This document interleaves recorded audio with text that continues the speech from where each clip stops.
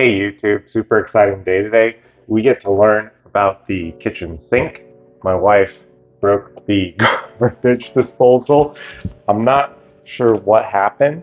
I got home from work one day and she said the thing doesn't turn on anymore. So let's do some research.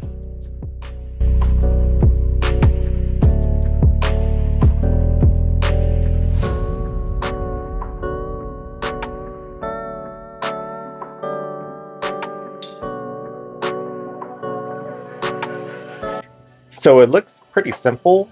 Since it's not turning on, it's probably an electrical problem. So I will check the circuit breaker and the outlet. I will also try using that reset button. Let's get to work.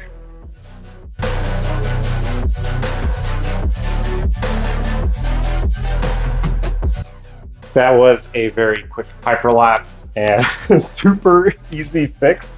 I thought I was gonna have to deal with circuit breakers and outlets, but this reset button popped out. I just pushed it back in, and now the garbage disposal is working again.